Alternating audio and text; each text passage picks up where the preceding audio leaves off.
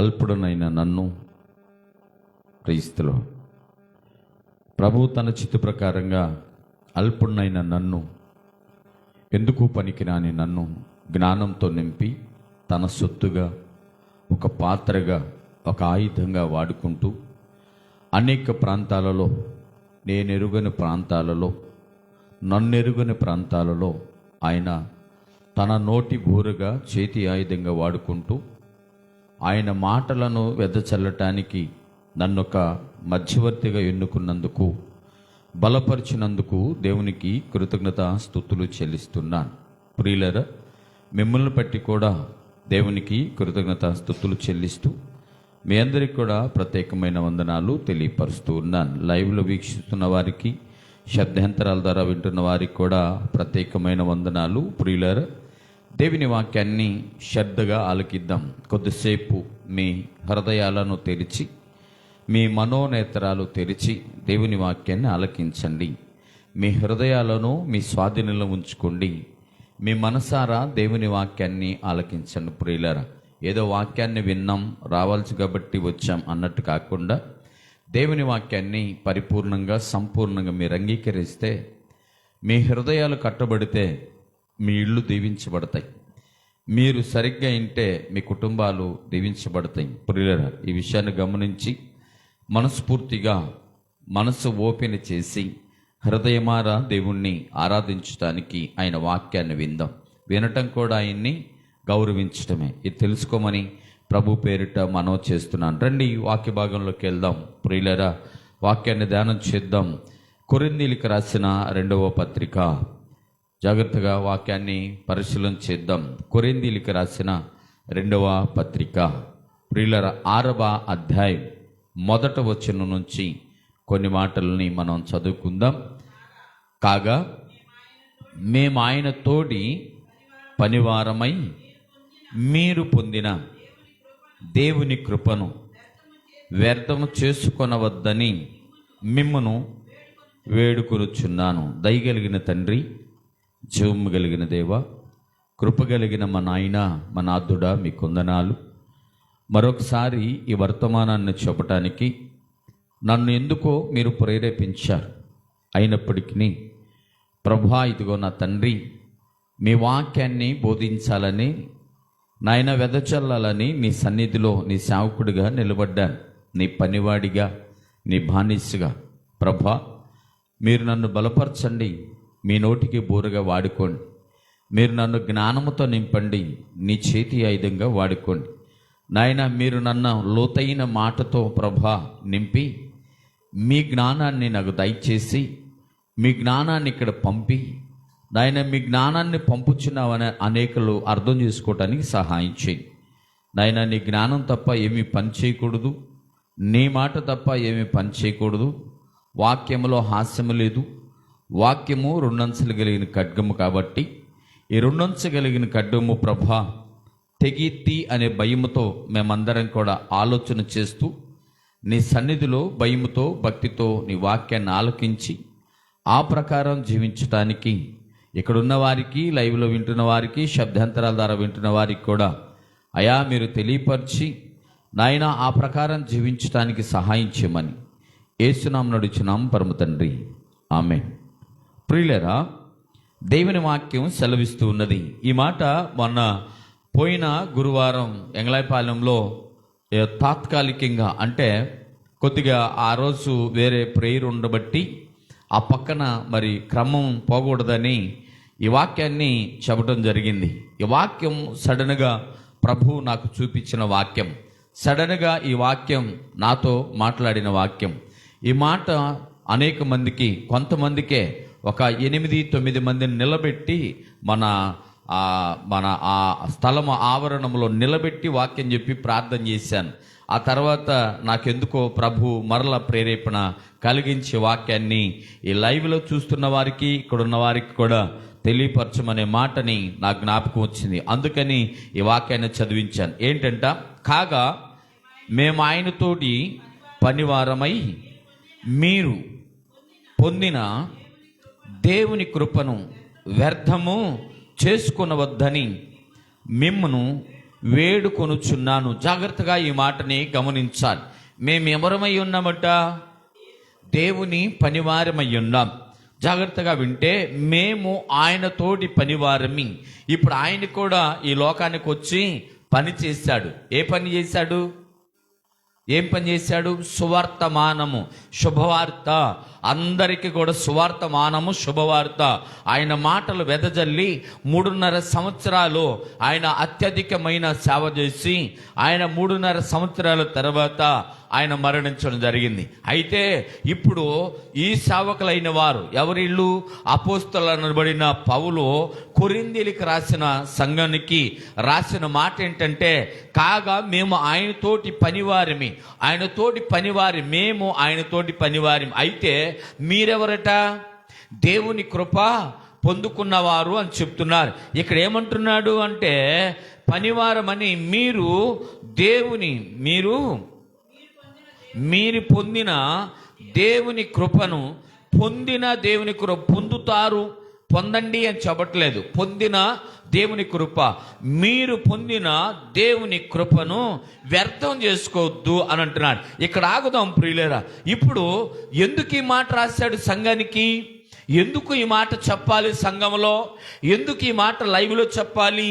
ఎందుకు ఈ మాట మైకులో అందరికి చెప్పాలంటే, చాలామంది క్రైస్తవులు చేస్తున్న పని ఏంటంటే, పొందిన కృపను వ్యర్థం చేసుకుంటున్నారు. కృప అంటే ఏంటి అసలు? ఏమ్మా, కృప అంటే ఏంటి? దేవుని దయ.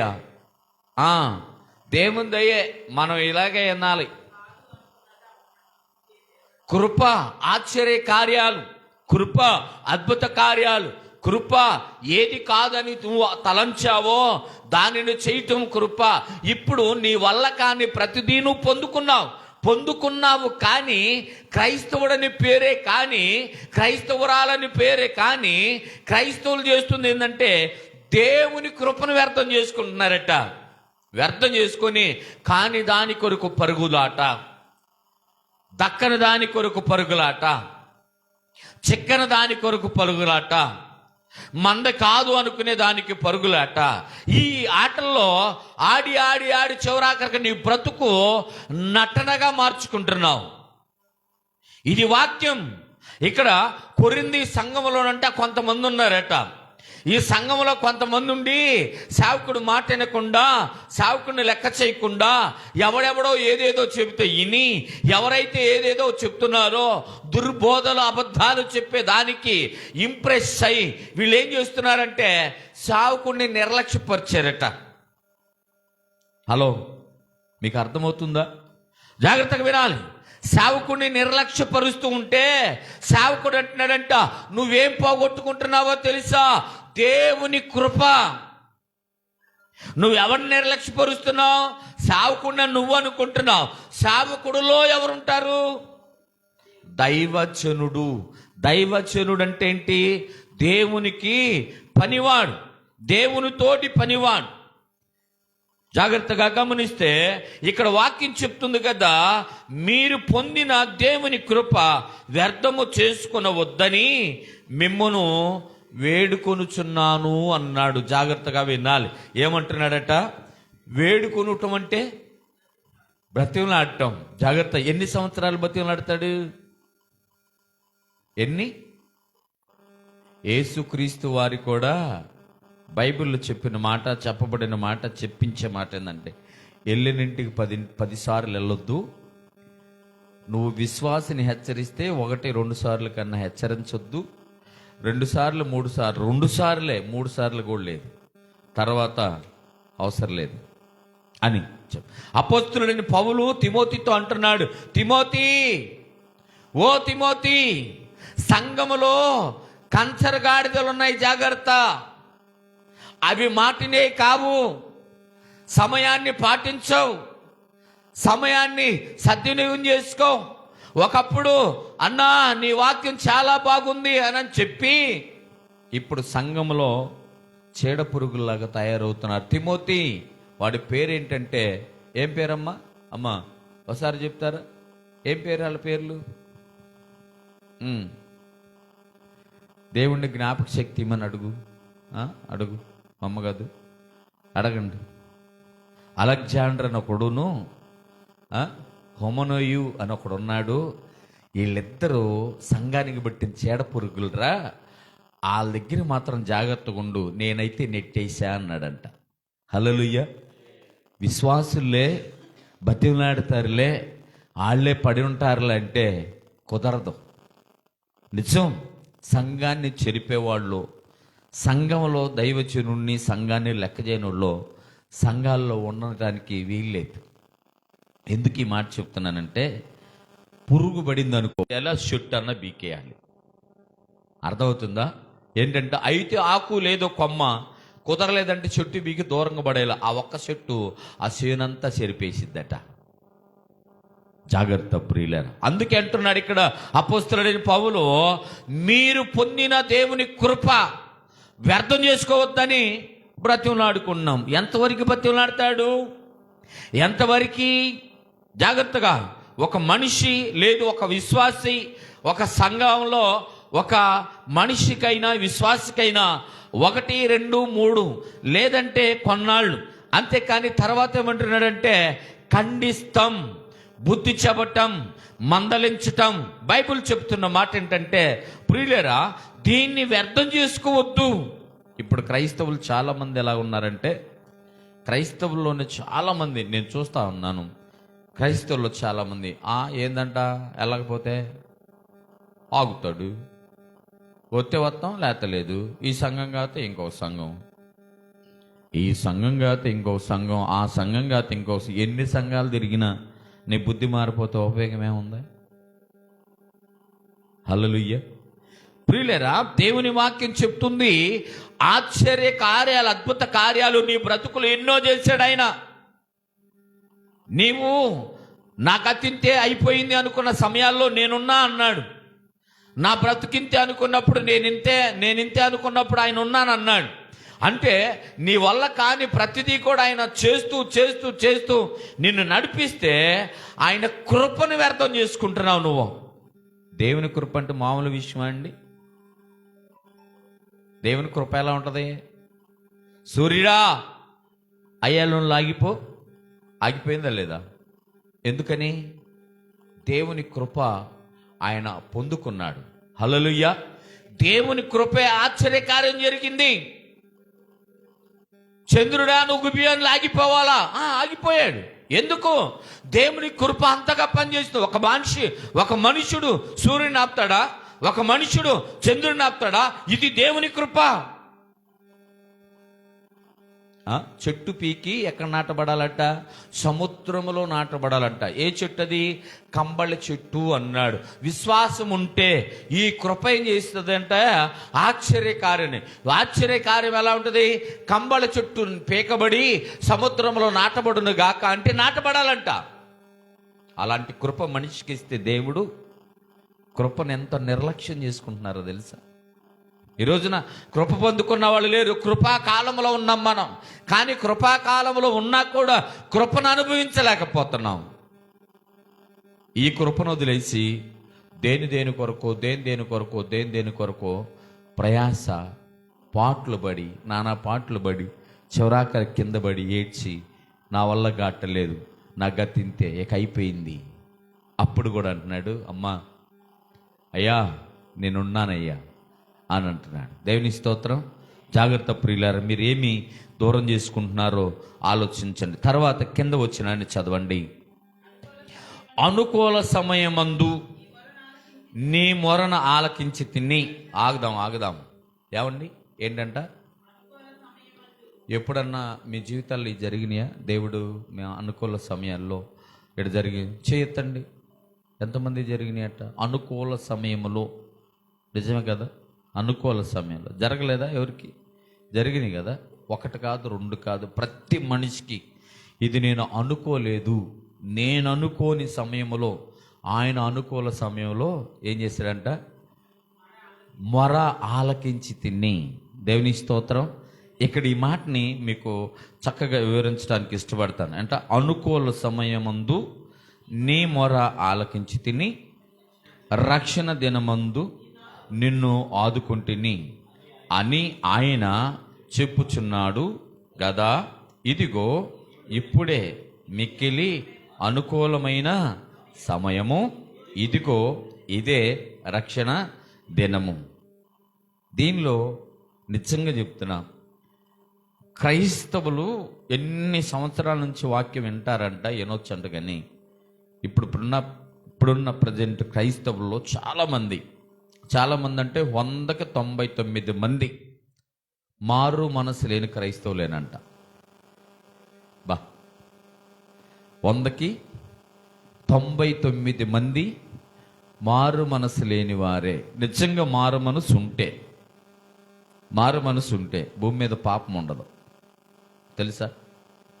మారు మనసు. ఎన్ని సంవత్సరాలు వాక్యం విన్నా, ఎన్ని సంవత్సరాలు ప్రార్థనకి వెళ్ళినా, ఎన్ని సంవత్సరాలు పాటలు పాడినా, ఎన్ని సంవత్సరాలు మనం పరిచర్య చేసినా మారు మనసు లేదంట మనుషులకి. క్రైస్తవులకే ఇది మారు మనసు లేదంట. నిజంగా మనసు మారితే ఈ ఒక్క మాట చాలు మన జీవితానికి, అవునా కదా? ఏంటంట ఇక్కడ ఏం రాయబడింది? అనుకూల సమయమందు నీ మొర ఆలకించి తిని రక్షణ దినమందు నిన్ను ఆదుకుంటుని. ప్రియులారా జాగ్రత్త, అనుకూల సమయంలో నీ మొర ఆలకించిన వాడు ఆయనే, అవునా కాదా? రక్షణ దినమందు నిన్ను ఏం చేశాడంట? అమ్మ మింగమాక, కొద్ది మెలకుగుండు. రక్షణ దినమందు ఏం చేశాడంట? ఆదుకుంటుని అని చెప్తున్నాడు. రక్షణ దినమందు ఆదుకునేది ఆయనే, అనుకూల సమయమందు నీ మొర ఆలకించేది ఆయనే. తర్వాత ఏమని ఉందంట? ఇదిగో ఇప్పుడే మిక్కిలి అనుకూల సమయము. జాగ్రత్తగా వినాలి. ఇదిగో ఇప్పుడే మిక్కిలి అనుకూల సమయం. ఈ సమయాన్ని వాడుకునే వాళ్ళు ఎంతమంది చెప్పండి? ఈ సమయాన్ని వాడుకునే వాళ్ళు ఎంతమంది? మనం వాక్యం వింటున్నాం కదా, వాక్యంలోనే ఉన్నాం. ఇప్పుడు వాక్యంలో ఉన్నాం. వేరే దేశం ఏమైనా ఉందా మీకు? బయట ఏదన్నా ఆలోచన లేదుగా. వాక్యంలో మిక్కిలి అనుకూల సమయం ఇది. ఈ సమయాన్ని వాడుకున్న వాళ్ళు చెప్పండి. ఈ సమయాన్ని వాడుకునే వాళ్ళు చెప్పండి. జాగ్రత్త, వినటం వరకే మన బాధ్యత. వాడుకోవటం లేదు, వెంబడించటం లేదు. ఆ అనుకూలమైన సమయాన్ని సద్వినియోగం చేసుకునే పని లేదు. వినటమే మన బాధ్యత. ఇని తర్వాత నెక్స్ట్ మన పని ఏంటి? ఇంటికి వెళ్ళాలి, అయితే కూరలు వండుకొని తినాలి, లేకపోతే టీవీ పెట్టుకొని చూడాలి, లేకపోతే ఇంకోళ్ళతో మాట్లాడాలి, లేకపోతే ఇదే. కానీ ఈ వాక్యాన్ని నేను సద్వినియోగం చేసుకోవాలి, కృపని నేను వాడుకోవాలి, ఆశ్చర్య కార్యాలు పొందుకోవాలంటే దేవుని మాట ఆలకించాలి, దేవుడిచ్చిన కృపని నేను సద్వినియోగం చేసుకోవాలి అని. కానీ ఇది అనుకూలమైన సమయం, ఈరోజు పోతే రేపు నాకు రాదు. కాబట్టి వాక్యాన్ని విన్న నేను ప్రార్థనలో గడపాలనో, పక్కింటి వాళ్ళకి వాక్యం చెప్పాలనో, నా కుటుంబ సభ్యులకు వాక్యం చెప్పాలనో, నా కుటుంబ సభ్యులను గర్తించాలనో, నా కుటుంబ సభ్యులను దేవుళ్ళకు నడిపించాలనో ఈ సమయం పోతే రాదు అని అనగలిగిన వారు ఎక్కడెవరన్నా ఉన్నారా? జాగ్రత్త ఆలోచించాలి ప్రియులారా. దేవుని వాక్యం వినడం వరకే మన బాధ్యత. అంటే దానికి ఏం లేదంట, మారు మనసు లేదు. మనసు మారితే మాట మారిద్ది, విధానం మారిద్ది, పద్ధతి మారిద్ది, అలవాట్లు మారతాయి, అన్నీ మారతాయి. మనసు ఒకటి మారితే ఆ మనసు మారటం వలన అనేకుల్లోకి మనం దేవుని వాక్యాన్ని తీసుకెళ్తామట. ఇది మిక్కిలి అనుకూల సమయము. ఇదిగో ఇదే రక్షణ దినము. ఇయాలే నీ కుటుంబాన్ని రక్షించుకో, నీ కుటుంబాన్ని రక్షణలోకి నడిపించు, నీ కుటుంబాన్ని క్రీస్తులోకి తోడుకురా. ఈ అనుకూలమైన సమయాన్ని నీ కుటుంబంలో ఎప్పుడన్నా వాడేవా? పక్కింటోళ్ళతో, ఎదురింటోళ్ళతో, వెనకింటోళ్ళతో, ఆ ఊరు ఈ ఊరు, ఇది అది, ఆ ఫంక్షన్ ఈ ఫంక్షన్, లేకపోతే ఇంకోటే సోది ముచ్చట్లు, ముసలమ్మ ముచ్చట్లు తప్ప ఈ అనుకూలమైన సమయాన్ని ఎక్కడ వాడావు? ఏమండి, ఎక్కడ వాడుతున్నాం? భౌతికమైన వాటిలో వాడుతున్నాం. భౌతికమైనవి ఏంటి? నీ వ్యాపారం, నీ ఉద్యోగం, నీ చదువు, నీ పని, నీకున్న కలిగిన దానిలో వాడుతున్నావు. కానీ అనుకూల సమయాన్ని దేవుని పనిలో వాడట్లేదు. ఇది ఇక్కడ ప్రాబ్లం అయిపోతుంది. అంటే మనకి ఏమి లేదంట, మనసు మారలేదు. మనసు ఎప్పుడో ఒకసారి మార్చుకున్నాం అంతే. అది ఎప్పుడు? ఎప్పుడండి? బాప్తిస్మం అప్పుడు మారింది. బాప్తిసానికి ముందు దేవునిలోకి వెళ్ళాలని మనసు మారింది. దేవునిలోకి వచ్చిన తర్వాత మళ్ళీ తిరిగి అదే మనసు వచ్చేసింది. అందుకే కృపను వ్యర్థం చేసుకుంటున్నాం. కృపను వాడుకున్నవాడు ఎలా ఉంటాడంటే దేవునికి అనుకూలంగా ఉంటాడు, దేవుని జ్ఞానాన్ని పొందుకున్నవాడు అయి ఉంటాడు, దేవునికి ఇష్టడుగా ఉంటాడు, దేవునికి నచ్చినట్టుంటాడు, దేవుడు మెచ్చినట్టుంటాడు, దేవునికి ఆయన నోటిపూరగా ఉంటాడు. జాగ్రత్తగా వినాలి ప్రియులారా. దేవుని వాక్యం ఎలా ఉంటుంది అంటే నిజంగా కృపను వాడుకుంటే ఎలా ఉంటావు. అనుకూల సమయమందు నీ మొర నేను ఆలకించి తిని, రక్షణ దినమందు నిన్ను నేను ఆదుకుంటుని అని ఆయన చెప్పుచున్నాడు కదా. ఇదిగో ఇప్పుడే మిక్కిలి అనుకూల ఇప్పుడే మిక్కిలి అనుకూలమైన సమయం. జాగ్రత్త. ఇప్పుడు మార్చుకొని మనసుని, ఇప్పుడు స్థిరపరచుకొని హృదయాన్ని, ఇప్పుడు మార్చుకొని అలవాట్లని, ఇప్పుడు మార్చుకొని పద్ధతుల్ని. ఇదే మిక్కిలి అనుకూలమైన సమయం. మందిరంలోంచి బయటికి వెళ్ళే లోపు నువ్వు ఉండవేమో, ఉండకపోతే ఇంటికెళ్ళి పక్క మీద పడుకొని నువ్వు లెగవేమో, లేకపోతే ఈ మిక్కిలి సమయాన్ని వాడుకోకపోతే నీ బ్రతుకు దేనికి? ఎందుకు మనం బతికినప్పుడు దేనికో దానికి ఉపయోగం ఉండాలా? దేవుని పనిలో ఉండాలి, లేదు దేవుని పని ఇతరులకు చెప్పేవాళ్ళలాగా ఉండాలి. అర్థమవుతుందా మీకు? దేవుని వాక్యాన్ని ఇతరులకు చెప్పేవాళ్ళకి ఇదే అనుకూలమైన సమయము, ఇదే మిక్కిలి ఏందంట చాలా గొప్ప సమయం. మనం ఎంత వ్యర్థం చేస్తాం తెలిసి ఈరోజు ఆదివారాన్ని ఎంతమంది నాశనం చేస్తున్నారో బయట, అవునా కదా? అంటుల్లో ఇంకా ఇంతవరకు మందిరాలకు బయలుదేరిన వాళ్ళు చాలామంది ఉన్నారు. అంటుల్లో గొడ్లు తుక్కుంటా, నానా ఏదేదో పని చేసుకుంటా ఇంటి దగ్గర ఎంత నిర్లక్ష్యంగా ఉంటున్నారో. ఇది మిక్కిలి అనుకూలమైన సమయం. మందిరము ద్వారాలు తెరవక ముందే మందిరం దగ్గర ఉండాలి సమయాన్ని వాడుకునేవాళ్ళు. చాలామంది ఇంకా చేపలు రుద్దుతా, మాంసం రుద్దుతా, లేకపోతే ఏదోటి చేస్తా, ఎంత సమయాన్ని వేరదు. ఇంకా టైం ఉందిలే, ఈ టైంలో రుద్దుతా నువ్వు పోతే సమయం ఎవరికి ఇస్తావు? వాక్యం ఎంత ఖచ్చితంగా ఉంటుందో మీకు అర్థం కావట్లేదు. ఇదే మిక్కిలి అనుకూలమైన సమయం, చాలా గొప్ప సమయం అంట ఇది.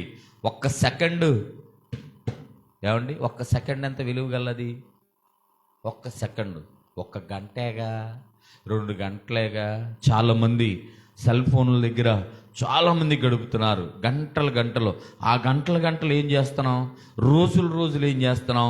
ఇలా మనం ఒకసారి ఆలోచించుకుంటే ఇప్పుడు మిక్కిలి అనుకూలమైన సమయాన్ని సద్వినియోగం చేసుకుంటున్నామా లేదా?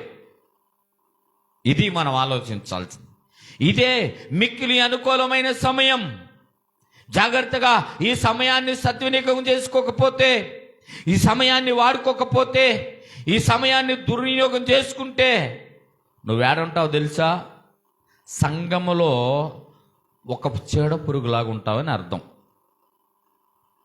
అపోస్తలుడైన పౌలు కంట భయం వేసిందంట. ఏమని? సంఘంలో దుర్బోధలు విని సంఘంలోనంట చీడ పురుగులు లాంటి వాళ్ళు కొందరు ఉంటారేమోనన్న భయం వేసిన మాట ఆయన వెల్లడిపరుస్తున్నాడట.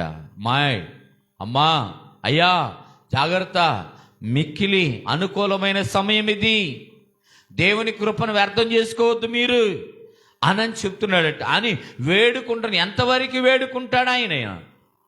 జాగ్రత్త. దేవుని సేవ ఖచ్చితంగా చేసేవాడు జనాలను బతిమలాడాడు. హల్లెలూయా. మీకు అర్థమవుతుందో లేదో, దేవుని సేవ ఖచ్చితంగా చేసేవాడు జనులను బతిమలాడాడు, విశ్వాసుల్ని బతిమలాడాడు. ఆ సమయం ఇంకా తాగుబోతు దగ్గర, తిరిగిపోతు దగ్గర, తగాదలోడు దగ్గర, దొంగ దగ్గర గడిపితే ఆ సమయం వాడి కొంచెం మారడానికి అవకాశం ఉన్నాయి. కాబట్టి ప్రియులారా, ఈ విషయాన్ని గమనించాలి మీరందరికీ కూడా. ఇదే మిక్కిలి అనుకూలమైన సమయము, ఇదిగో ఇదే రక్షణ దినము. హల్లెలూయా. ఏ దినం అంటది? ఇదిగో ఇదే రక్షణ దినము. ఈరోజు పోతే రేపు రాదేమో. ఏమండి? ఇదే రక్షణ దినం. నీ చేతనైతే రా, ఈరోజే నువ్వు రక్షణ పొందుకో, నీ చేతనైతే ఈ సమయాన్ని వాడుకో అని చెప్తున్నాడు. మీకు ఒక మాట చెప్పి ముగిస్తాను. యెషయా గ్రంథంలో ఒక మాట రాయబడింది. యెషయా గ్రంథము అదే ఇందాక మొరను ఆలకిస్తాననే మాటని యెషయా గ్రంథంలో రాయబడిన మాట అది. అంటే కొత్త నిబంధనలో ఇలా అని రాయబడినట్లుగా అని అన్న మాటని కొత్త నిబంధనలు పాత నిబంధనలో చూపిస్తాడు. 49వ అధ్యాయం 8వ వచనాన్ని చూద్దాం ఒకసారి. ప్రియులారా, 49:8 వచనంలో ఇలా ఉంటుంది, చూడండి ఒకసారి. యెహోవా ఇలాగూ సెలవిచ్చుచున్నాడు, అనుకూల సమయమందు నేను నీ మొరను ఆలకించి. అమ్మా, కొత్త నిబంధనలు చదివారుగా ఏ మాటని? అని అనే కాడ రాయబడి ఉంటే పాత నిబంధనలు ఎక్కడో ఒక చోట ఉంటుంది ఆ మాట. తర్వాత రక్షణ దినమందు నిన్ను ఆదుకుంటుని, బయలువెల్లుడి అని బంధింపబడిన వారికి బయటికి రండి అని చీకటిలో ఉన్న వారితోనూ చెప్పుచు దేశమును చక్కపరిచి పాడైన స్వాస్థ్యములను పాడైన స్వాస్థ్యములను పంచిపెట్టుటకై ఏం కాపాడి? నిన్ను కాపాడి ప్రజలకు నిబంధనగా నియమించి తిని. జాగ్రత్తగా వినాలి ప్రియులారా. ఇక్కడ చూసే ఎన్ని మాటలు ఉన్నాయో అర్థమవుతున్నాయా మీకు? మొత్తం ఒకే మాట అనుకుంటున్నారు ఏంటి? కాదు, ఎన్ని మాటలు ఉన్నాయో నేను మీకు చూస్తాను. యెహోవా ఇలాగ సెలవిచ్చుచున్నాడు, అనుకూల సమయమందు నేను నీ మొర ఆలకించి తిని, నీకు ఉత్తరమిచ్చి తిని అని రక్షణ దినమందు నిన్ను ఆదుకుంటుని. ఇప్పుడు చెప్పండి, బయలువెల్లుడి అని బంధించబడిన వారితోనూ. ఆగుదాం అక్కడ. ఏంటంట? బయటికి వెల్లుడి అని బంధించబడిన. ఈ బంధించబడిన వారెవరు? అలనాడు ఐగుప్తులో, పారసిక దేశంలో, బబులోను దేశంలో బంధించబడిన బానిసలు. ఇప్పుడు ఈనాడు బంధించబడిన వారెవరు? పాపములో, శాపములో కొట్టబడి, పాపములో నాటబడి, దానిలో కూరుకుపోయి, ఆ పాపంలోంచి రాలేక బంధించబడి దానిలో ఇరుక్కుపోయి, ఇది ఒక్కటే పోతే బాగుండు, బయటకు వస్తానని అంటాడే, వాడు దానిలో నుంచి బయటికి రమ్మని. అర్థమవుతుందా మీకు? మొన్న ఒక అతను అంటున్నాడు, ఇల్లు కట్టిన దాకా ఎట్టగొట్ట ఇలాగ ఉంటానన్నా అన్నాడు. ఇల్లు కట్టిన తర్వాత ఏం చెప్తున్నాడు? షావలోకి వస్తా అన్న. ఇవన్నీ ఉట్టి మాటలు జరగవు. ఇల్లు కట్టి వస్తా, పెళ్లి చేసి వస్తానన్నవాడు రాడు. తర్వాత ఏంది? అమ్మాయికి ఉద్యోగం వచ్చిన తర్వాత అబ్బాయికి ఉద్యోగం రాడు. ఎందుకంటే వీడికి ఈ పని ఎక్కువైపోతుంది కాబట్టి. పొందుకున్న తర్వాత ఎవడో రాడు, ముందు వస్తేనే అది. హల్లెలూయా. ముందు దేవునిలోకి రావాలన్నప్పుడు రావాలి, అంతేగాని నేను అది చేసి వస్తా, ఇది చేసి వస్తా ఎప్పటికి రాలేడు. ఏమంటాడు? తాగుబోతే ఏమంటాడంటే, నా అలవాట్లు మానుకొని వస్తానండి అని అంటాడు. అలవాటు మానేది ఎప్పుడు? నువ్వు వచ్చేది ఎప్పుడు? అబద్ధం మీద అంతా. బంధించబడిన నిన్ను పిలుస్తున్నాడు దేవుడు. అలనాడు ఇశ్రాయేలుని పిలిచాడు, ఈరోజు నిన్ను పిలుస్తున్నాడు. ప్రియులారా, దేనిలో బంధించబడ్డావు? అసూయలోనా? దేనిలో బంధించబడ్డావు? మూర్ఖత్వములోనా? దేనిలో బంధించబడ్డావు? కోపములోనా? దేనిలో బంధించబడ్డా? చీకటి పాపములోనా? దేనిలో బంధించబడ్డా? విగ్రహ ఆరాధనలోనా? దేనిలో బంధించబడ్డా? నీకే తెలియాలి. కాబట్టి బంధించబడిన నిన్ను దేవుడు పిలుస్తున్నాడు ఈ రోజున. ఏమని?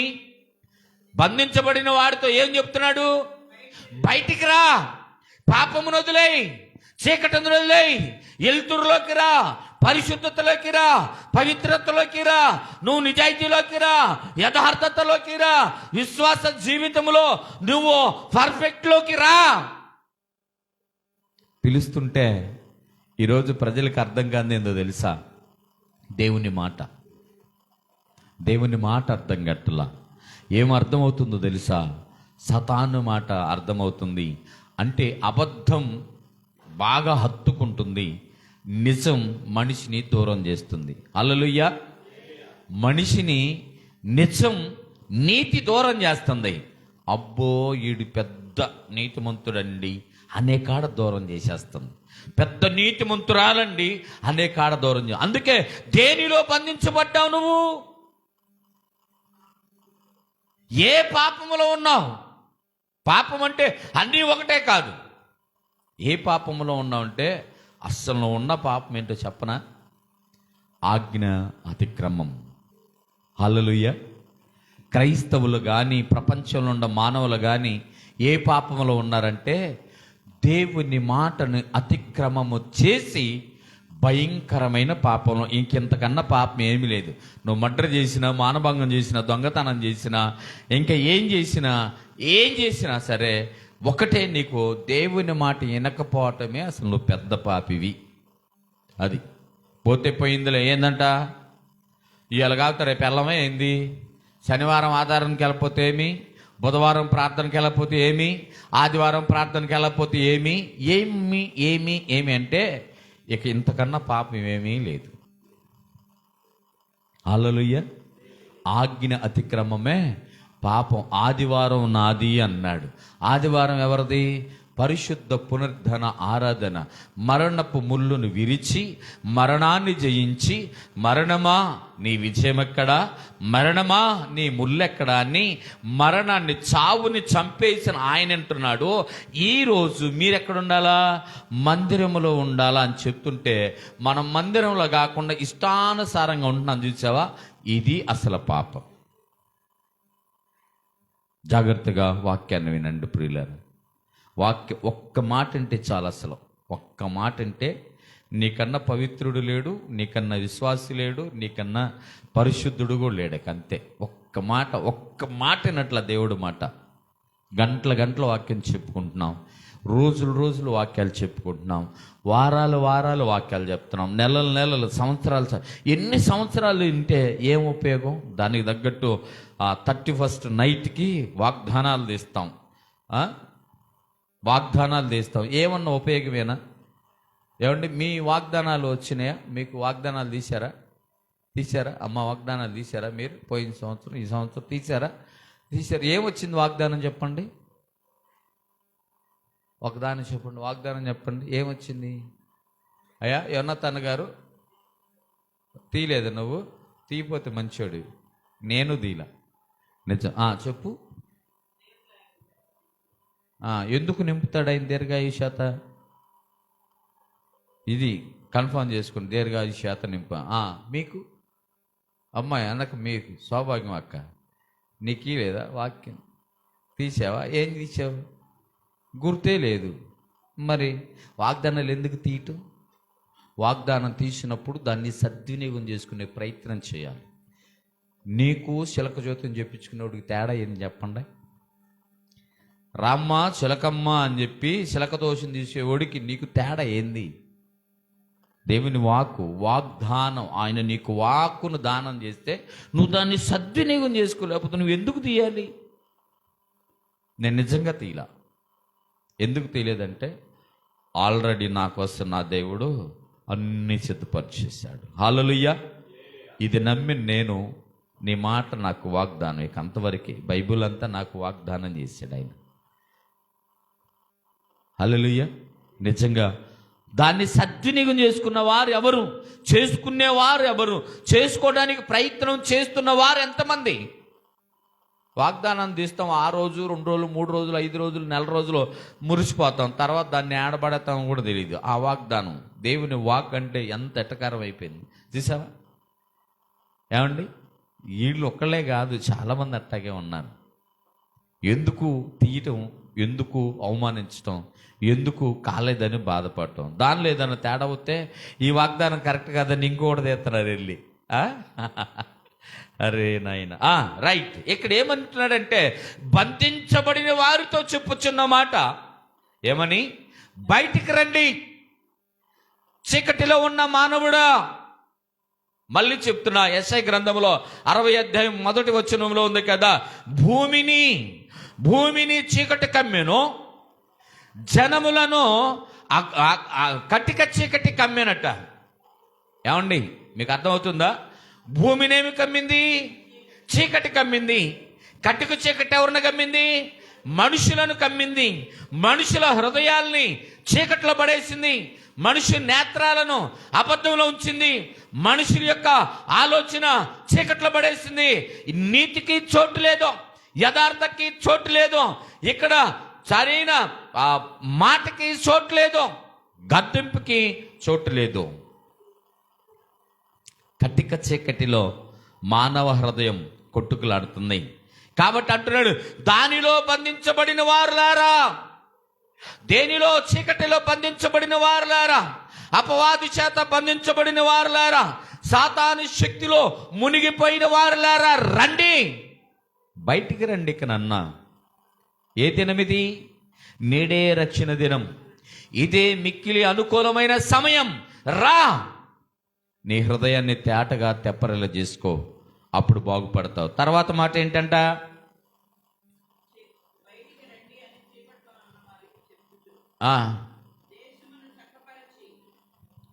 ఏం చదువుతున్నావు? దేశమును చక్కపరిచి పాడైన స్వాస్థ్యములను పంచిపెట్టుటకై నిన్ను కాపాడి ఈ రోజు నువ్వు సచివుడిగా ఉన్నావు, సచివురాలుగా ఉన్నావు. కారణం ఏంటి?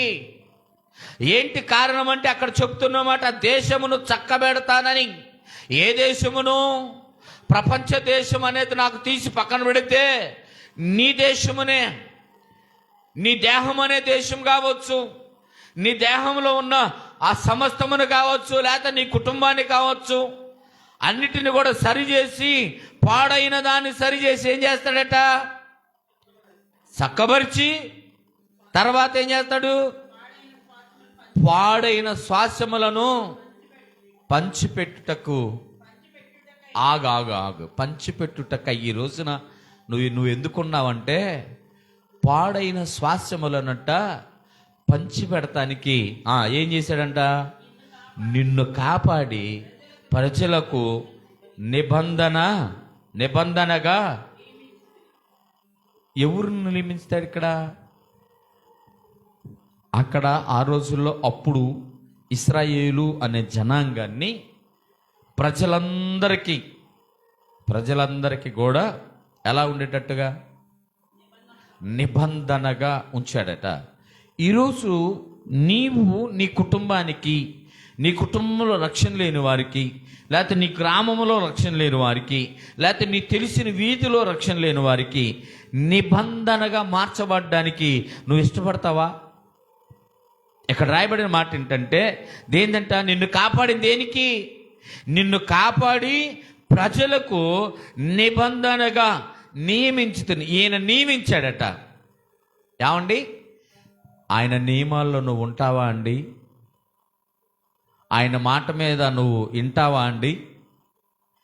నువ్వు నిబంధనగా కనపడతావా అండి? ఏమండి, ఒక్కళ్ళు కూడా కనీసం తలెత్తి కూడా చూడలేదు. అంటే మాకెందుకు ఈ గోల, నిలబడతామంటే ఇప్పుడు ఎవరిని బతి ఉన్నాడాలో పక్కింటి వాళ్ళు, మనకు అసలే వాళ్ళు శత్రువులు, మనకు అసలే వాళ్ళు పడదో, వాళ్ళంటే మనకి గిట్టదో, వాళ్ళకి మనకు నిబంధన ఏంటంటే, నువ్వు క్రైస్తవుడివి, క్రైస్తవరాలు అనిపించుకోవాలంటే ఈ నిబంధన నువ్వు కనపడాల్సిందే. ఆమేన్. నీకు శత్రువులు ఉండకూడదు, నీకు పగస్తులు ఉండకూడదు, నీకు గిట్టినోళ్ళు అంటే ఉండకూడదు, నీకంటూ నచ్చనోళ్ళు అనేవి ఉండకూడదు. ఎందుకంటే ఒకవేళ అదే గనక జరిగితే యేసుక్రీస్తు దృష్టిలో అసలు నువ్వు పనికిరావు. అవునా కదా? ఇప్పుడు అలాగే అనుకుంటే, నేను యేసుక్రీస్తుకు నచ్చేవాడినా? నేను ఏమండి మీరు చెప్పండి, మీకు తెలుసుగా. అలాగే అనుకుంటే నేను యేసుక్రీస్తుకు నచ్చేవాడిని? అసలు నచ్చుతాను? అసలు ఎవరికన్నా? మానవులకే నచ్చలేదు, యేసుక్రీస్తుకి ఎట్లా నచ్చుతాం? అవునా కదా? కానీ ఆయనకు నచ్చాను కదా. ఇప్పుడు ఆయనకు నచ్చి నేనేం చేయాలా? ఆయనకు నచ్చిన పని చేయాలా. ఇప్పుడు ఆయన నన్ను ఎలా ఉంచుకున్నాడంట? నిబంధనగా. ఇప్పుడు నేను నిబంధనగా ఉంటున్నానా లేదా మీకు తెలుస్తుందా? ఏమన్నా ఉన్నానా? అమ్మయ్య పానీలే, ఉండనంత లుప్పారు. రైట్. అంటే నన్ను సేవకుడిగా గుర్తించారు, మంచిది. ఇప్పుడు నేను అందరికీ వాక్యం చెప్తానా, కొందరికే చెప్తానా? అందరికీ. నిబంధన అంటే మరి అదే. ఏమన్నాడు ఆయన? జనులకు, ప్రజలకు, జనులకు నిబంధనగా నియమించాడు. ఇప్పుడు నియమించబడిన తర్వాత నేను పని చేస్తున్నానా, చేయట్లేదా? నిబంధనగా ఉంటున్నాను, ఉండట్లేదా? మరి నువ్వు రక్షించబడ్డావుగా, మరి నువ్వు ఉంటున్నావా లేదా? ఇక్కడ చేసుకొని మాట్లాడండి. ఇప్పుడు నేను చెయ్యాడబెట్టిన చోట్ల ఇల్లు ఇక్కడ చేసుకొని చెప్పండి. ఇప్పుడు నువ్వు కూడా నిబంధనగా ఉంటున్నావా? ఆయన నిన్ను నియమించాడు కదా. హలో, ఆయన నిన్ను నియమించాడు, నిన్ను నిర్ణయించాడు, నిన్ను పిలిచాడు, నిన్ను చూశాడు, నిన్ను హత్తుకున్నాడు, నిన్ను ఆయన రక్తంలో కడిగాడు, నిన్ను ఆయన వాక్యం అనే పాలలో పెంచాడు. ఇంత చేస్తే నిన్ను నియమించిన ఆయనకి, నిర్ణయించిన ఆయనకి నువ్వు పని చేసావా లేదా? ఇది చెప్పాలి. ఇప్పుడు పని చేస్తున్నావా లేదా, లేకపోతే చేస్తావా? ఏదో ఒకటి చేయాలి. మూడిట్లో ఒకటి చేసావా, చేస్తున్నావా, చేయబోతున్నావా? జాగ్రత్తగా ఈ మూడిట్లో ఏడవ చోట ఉండాలి. లేకపోతే నిన్ను నిర్ణయించిన ఆయన ఒకరోజు బాధపడతాడు. నిన్న నేను నిర్ణయించింది, నిన్న నేను ప్రేమించింది, నిన్న నేను దగ్గర తీసింది, నీలాంటి కర్కోటకుడున్నా ఇంత దారుణంగా ఉన్నావేంటి అని ఆయన బాధపడే రోజు నీ పతనాన్ని నువ్వే కొనుక్కుంటావు. నీ మాట నేను అనకూడదు కానీ చెప్తున్నా, ఎందుకంటే జాగ్రత్త పడాలి కాబట్టి చెప్తున్నా. నీ పతనాన్ని నువ్వే కొనుక్కుంటున్నావు. ఆయన నిన్ను దేనికి నిర్ణయించుకున్నాడు? ఆయన నియమించాడంట, నిర్ణయించేసాడు. అబ్బాయి, ఈ 10 మందిలో ఈ పని చేయగలిగిన సమర్థుడు నువ్వేరా? హల్లెలూయా. ఇదే నియమించటం అంటే, అవునా కాదా? ఈ 100 మందిలో ఈ సమర్థుడు నువ్వే కాబట్టి నువ్వు ఈ పని చేయని నేను నిర్ణయించినప్పుడు నువ్వు ఎలా ఉండాలని చెప్పండి.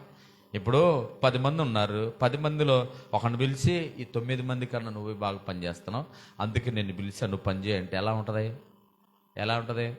గొప్పగా ఉంటుంది. పని చేయాలి, అవునా కదా? చేస్తావు. మరి ఈ పని ఎందుకు చేయు? నిబంధనగా ఎందుకు ఉండవు? మా ఇంట్లో మేము 9 మంది అన్నదమ్ములు, చిన్నాన్న పెదనాన్న పిల్లలు, అందరూ బాగా చదువుకున్న వాళ్ళు. నాకు చదువు లేదు, కానీ ఎందుకు ఆయన నన్ను నిలబెట్టాడు? మా ఇంట్లో కనీసం 13-15 మంది ఆడపిల్లలు ఉన్నారు. ఎందుకు నన్ను నిలబెట్టాడు? మా నాన్న ప్రార్థనకి వెళ్ళిన దాఖలాలు కూడా లేవు. మా నాయనమ్మ ప్రార్థన చేసిందన్న గుర్తింపు కూడా లేదు. ఎందుకు నిలబెట్టాడు? ఆయన నిర్ణయించినప్పుడు, నియమించినప్పుడు, పిలిచినప్పుడు, చూసినప్పుడు, ఆయన ఎన్నుకొని ఏర్పాటు చేసుకున్నప్పుడు ఏం చేయాలా? సమర్థవంతంగా పని చేయాలా. ఆమేన్. ఇది అసలు అక్కడ సబ్జెక్ట్, అవునా కాదా? 100 మందిలో నిన్ను, 1000 మందిలో నిన్ను, 10,000 మందిలో నిన్ను, 1,00,000 మందిలో నిన్ను నిలబెట్టి ఈడే. మొన్న అక్కడికి వెళ్ళాను. ఏ ఊరు అది? మర్రిచెట్లపాలెం. 100 మంది సేవకులు వస్తారు అక్కడికి. సేవకులే ఒక 100 మంది వస్తారు. ఆ దైవజనుడు మల్లవరం ప్రభాకర్ అనేవాడినే చూస్తాడు. అంతమంది నేర్పరగలిగిన వాళ్ళు ఉంటారు అక్కడ. ప్రభా, నువ్వు నా ఎమ్మటే ఉండు, ప్రభ నువ్వు నాతో ఉండు, ప్రభ నువ్వేం చెప్తే అది చేస్తా, ప్రభ నేను చెప్తే అది చెయ్యి అని మాట్లాడితే ప్రభ, మాట్లాడితే ప్రభ. ఏం చేద్దాం, ఎట్ట చేద్దాం ప్రభ, నువ్వు చెప్పు. ఎందుకు అంతమందిలో నన్నే ఎందుకు పిలవాలి? అసలు ఆయన ఎవరు, నేనెవరిని? నువ్వు వస్తే నాకు కొంచెం ధైర్యం అబ్బా, నువ్వుంటే నాకు ఒక నమ్మకం అబ్బా. అంటే అసలు నేను ఏ పార్టీ ఉండి ఆయన దగ్గర? జాగ్రత్త. ఆయన నన్ను ఏం చేశాడంట? పలానా పనికి నిర్ణయించుకున్నాడట. ఈయన నిబంధన చేశాడట. ఈ నిబంధన ఎవరితో చేస్తున్నాడు? అందరితో కలిసి పని చేయి. ఇదే నిబంధన. ప్రజలతో కలిసి ఏం చేయాలంట? నిబంధనగా ఉండాలంట. అమ్మా, నీ ఇంట్లో వాళ్ళకు నువ్వు నిబంధనగా ఉంటున్నావా? చెప్పండి. నీ ఇంట్లో వారికి నువ్వు నిబంధనగా ఉంటున్నావా? అయ్యా, నిబంధన అంటే మనకు నచ్చింది చేయటం కాదు. అర్థమవుతుందా? నిబంధన అంటే దేవునికి నచ్చింది చేయటం. మళ్ళొకసారి ఆ మాటను చదువు, చాలా బాగుంటుంది ఆ మాట. నిన్ను కాపాడి ప్రజలకు నిబంధనగా. ఎవరికి? నాకు నిబంధనగా అనాలి అక్కడ. ఎవరికంట? ప్రజలకు నిబంధనగా. అంటే వాళ్ళతో ఐకమత్యంగా ఉండాలి అని ఏం చేశాడంటే ప్రజలకు నిబంధనగా నియమించాడు. డిసైడ్. మీకు అర్థంగా ఉంటావా అని అడగట్లేదండి. హలో, ఉంటావా అని అడగట్లేదు, పలాని పని చేస్తావా అని అడగట్లేదు. అధికారం కలిగిన ఆయన నీ మీద మమకారం ఎక్కువయ్యి ప్రేమతో నమ్మకంతో అంటున్నాడు, నిన్ను చేసేసా. డిసైడ్. నువ్వేక నేను వెళ్ళను అంటే కుదరదు. తోమా కూడా భారతదేశానికి రావటానికి ముందు అన్నాడంట, నేను వెళ్ళను అన్నాడంట. నేను వెళ్ళనయ్యా అన్నాడంట. అంటే సరే నీ ఇష్టం అన్న తర్వాత మళ్ళీ నేను వెళ్తానయ్యా అన్నాడంట. భారతదేశానికి తోమా దేవుని యొక్క వాక్యముతో వెలిగించబడిన వాడు ఆయన. నిజంగా చెప్తున్నా. మరి నువ్వన్న ఈరోజు తోమా కన్నా అనుమానం గలవాడుగా, నువ్వు తోమా కన్నా అపనమ్మకం కలిగిన వాడువా? నేను ఏలు పెట్టి చూడాలి, నేను చూస్తే తప్ప నమ్మను అన్నంత అనుమానం ఉందా నీకు? లేదే. విశ్వాసవేగా. విశ్వాసమైనప్పుడు ఎవరితో నిబంధన కలిగి ఉండాలి? దేవుని విశ్వాసమైతే ప్రజలతో నిబంధన కలిగి ఉండాలా. మొదట నీ కుటుంబంలో ఐక్యత అనే నిబంధన మొదలుపెట్టు. ఆ తర్వాత నీ కుటుంబాన్ని దాటి పక్కింటికి వెళ్ళు. ఆ పక్కింటి నుంచి నువ్వు తిరగాల్సింది ఏంటంటే ప్రజలతో నిబంధన. హల్లెలూయా. నువ్వెక్కడుంటే అక్కడ జనులతో నిబంధనే. వాడంటే నాకు గిట్టదో, ఏమంటే నాకు గిట్టదో, ఎదురింటామంటే నాకు నచ్చదు, వెనకింటామంటే నాకు నచ్చదు, కుదరదో. అట్టనుకుంటే యేసుప్రభు అసలు నిన్ను ప్రేమించకూడదు. యేసుప్రభు నన్ను అసలు, అందుకే పౌలు ఇవన్నీ తెలిసినోడుగా ఒక మాట అన్నాడు, రే ఆ విశ్వాసుల దగ్గరికి వెళ్ళినప్పుడు జాగ్రత్త అబ్బాయి, వాడు అట్టన్నాడు ఇట్టన్నాడు అని నెట్టేమాక. ఎందుకంటే ఒకప్పుడు మన బతుకులు కూడా అదే.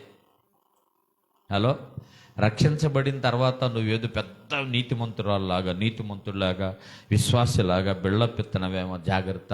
నువ్వు ఒకప్పుడు పాపివే. హల్లెలూయా. నువ్వు కూడా ఒకప్పుడు పాపివే.